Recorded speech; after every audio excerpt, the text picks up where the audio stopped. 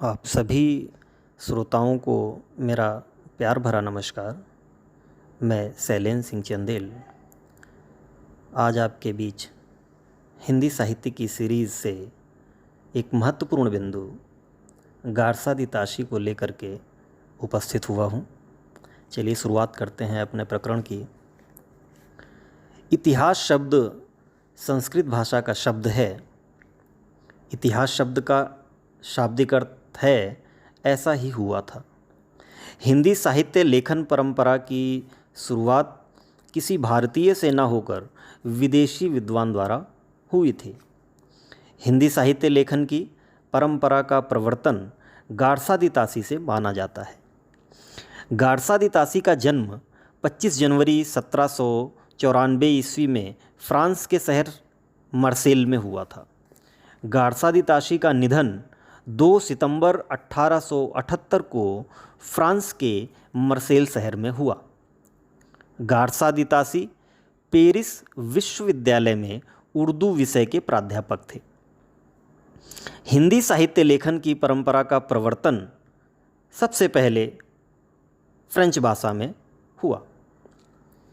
गारसादी के ग्रंथ का नाम इस्त्वार द ला लिटेरेतुर इंदोस्तानी है। अब देखते हैं इसमें इनके अर्थ क्या हैं। जैसे इस्त्वार का अर्थ है इतिहास, यानी तासी के जो ग्रंथ है उसमें इस्त्वार का अर्थ है इतिहास। लिटेरेतुर का अर्थ है साहित्य।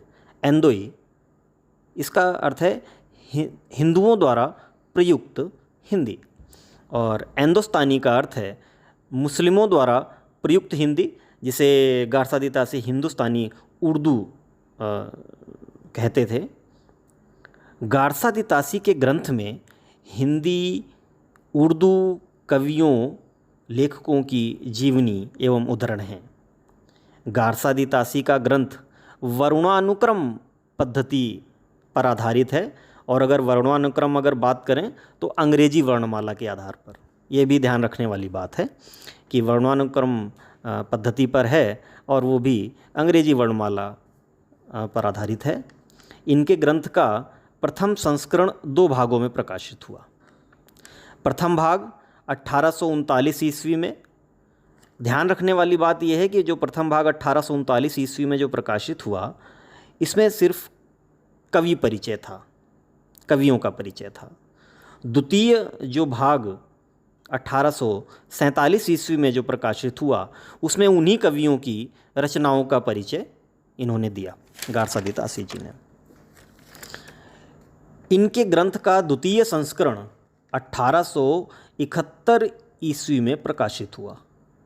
द्वितीय संस्करण में यह ग्रंथ 3 भागों में विभाजित हो गया, और गारसादी ने अपने द्वितीय संस्करण में मौलवी करीमुद्दीन कृत तज़किराए शुराए हिंदी को आधार बनाया। मतलब जो अपना द्वितीय संस्करण इन्होंने लिखा वो मौलवी करीमुद्दीन के ग्रंथ को उसका आधार बनाया। गारसादी का ग्रंथ ग्रेट ब्रिटेन और आयरलैंड की ओरिएंटल ट्रांसलेशन सोसाइटी यानी प्राच्य अनुवाद समिति द्वारा पेरिस में प्रकाशित हुआ।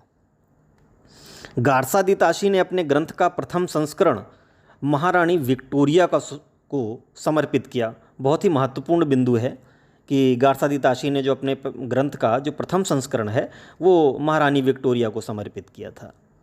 इनके ग्रंथ में कुल 738 कवि थे, जिसमें उर्दू के कवि 666 और हिंदी के कवि 72 यानी 72।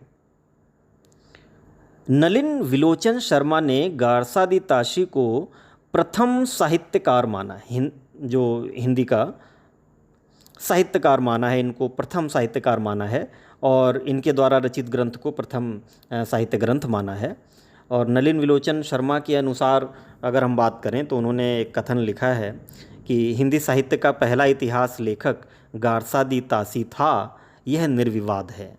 और ये जो कथन है वो नलिन विलोचन शर्मा ने अपने ग्रंथ हिंदी साहित्य का इतिहास दर्शन जो इनका ग्रंथ है हिंदी साहित्य का इतिहास दर्शन, किसका, नलिन विलोचन शर्मा का, उन्होंने गारसादिताशी के विषय में ये कथन इस अपने ग्रंथ में लिखा।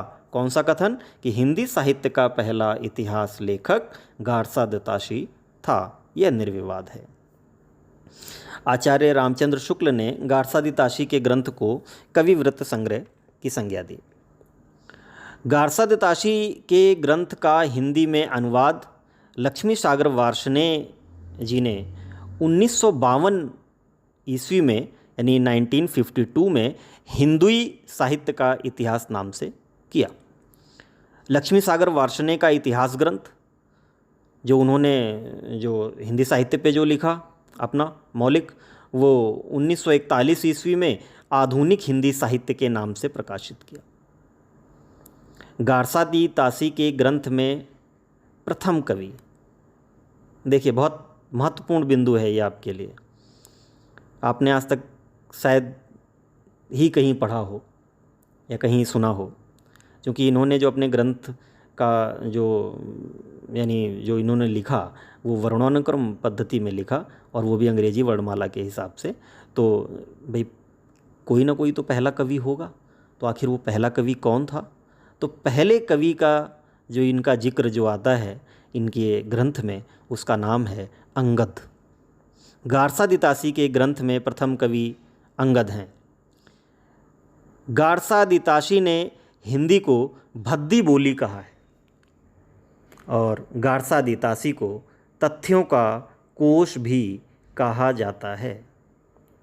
तो गारसादिताशी के ऊपर जो हम ये ऑडियो अपनी लाए थे, तो आज ये गारसादिताशी का जो प्रकरण है, जो इनका विषय है, वो कंप्लीट होता है और निश्चित रूप से आप सभी को पसंद आएगा।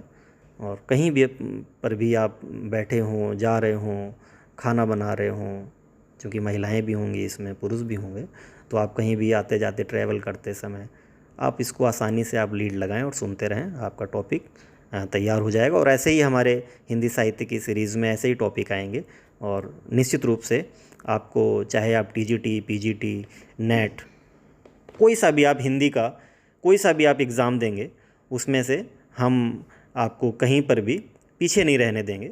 आप बिल्कुल आप उसको बीट करेंगे एग्ज़ाम को। ऐसी हमारी शुभकामनाएं भी हैं, और आगे हम फिर अपनी नई सीरीज़ लेकर के आएंगे, नया टॉपिक लेकर के आएंगे। तब तक के लिए सुरक्षित रहिए, स्वस्थ रहिए, घर पर रहिए। धन्यवाद।